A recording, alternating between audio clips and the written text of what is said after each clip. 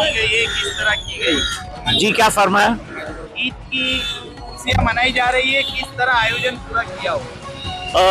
हमारे यहाँ खुशियों में सबसे पहले इबादत होती है।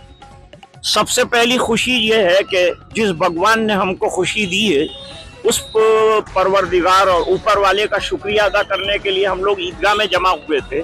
अब बाकी दिन के अंदर लोग एक दूसरे से मिलेंगे, एक दूसरे को प्रेम का संदेशा देंगे, मोहब्बत का संदेशा देंगे, साथ मिलकर रहेंगे, साथ मिलकर मरेंगे और देश की प्रगति में पूरा पूरा पार्ट अदा करेंगे। अभी युद्ध का माहौल चल रहा है, संदेशा क्या दोगे? संदेशा यह है कि वैसे युद्ध के बारे में आज मुझे बोलने से पुलिस ने मना किया था, इसलिए मैं युद्ध पर नहीं बोला, क्योंकि उससे शायद वातावरण खराब हो सकता था, इसलिए उस पर तो हमने बात की नहीं। बात ये की है कि युद्ध खत्म होना चाहिए, चाहे यहाँ हो चाहे कोई और जगह हो, सब इंसान हैं और इंसानों को शांति चाहिए, अमन व अमान चाहिए। युद्ध में खराबी के अलावा, नुकसान के अलावा कुछ नहीं होता। शांति की बहुत जरूरत है और उसके लिए प्रार्थना की जरूरत है और वो प्रार्थना हमने की है और हम मोहब्बतों के साथ यहाँ रह रहे हैं। ईदगाह रांदेर क्या क्या महत्व है? रांदेर की ईदगाह में जहांगीर आए थे, जहांगीरपुरा यहाँ करीब है, वहाँ उन्होंने भी नमाज यहाँ अदा की। ये ऐतिहासिक ईदगाह है और ये हमेशा बरकरार रहेगी और इसका महत्व हमेशा हिंदू और मुस्लिमों के दरमियान हमेशा यूनिटी का रहेगा। તારીફ કરવાની ને? હા, આપનો પરિચય?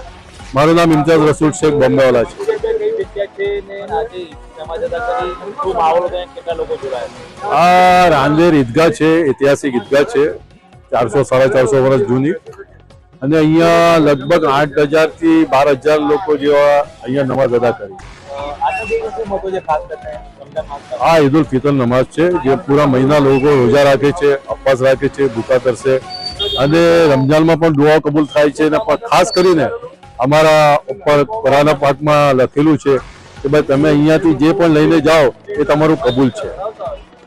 કઈ પ્રકારનું આયોજન કરાયું?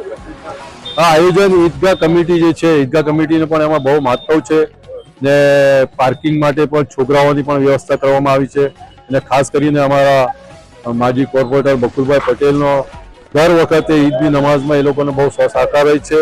અહીંયાની સોસાયટીઓ હિન્દુ ભાઈઓએ પણ બહુ સારો અમને સપોર્ટ આપે છે અને કોર્પોરેશન સપોર્ટ આપે છે, પોલીસ પ્રશાસન સપોર્ટ આપે છે અને ઈદગાહ કમિટી સપોર્ટ આપે છે. પરિપત્ર બહાર પાડવાનું ઈદગાહ દ્વારા આ શું હતું? પરિપત્રમાં એના માટે આપવામાં આવ્યું હતું કે ભાઈ જેથી કે અહીંયા જે લોકોને અવર જવરની તકલીફ પડે છે, ઈદગાહ નાની થઈ ગઈ છે. પહેલા અહીંયા કોઈ સોસાયટીઓ નહીં હતી, ખુલ્લી જગ્યાઓ હતી, અહીંયા નમાઝ અદા થતી હતી, લખો માણસો તે ટાઈમ પર એ જમાનામાં નમાઝ પડતા હતા. પણ હવે સોસાયટીઓ બની ગઈ જેથી પ્રશાસનને પણ કોઈ તકલીફ નહીં પડે એટલે ઈદગાહ કમિટીએ એક પેપર બહાર પાડેલું કે ભાઈ તમે જે રાંદેરના બહાર જે લોકો રહે છે તો તમે પોતાની મહોલ્લાની મસ્જિદોમાં નમાઝ અદા કરો કે જેથી અમને કોઈ તકલીફ નહીં થાય.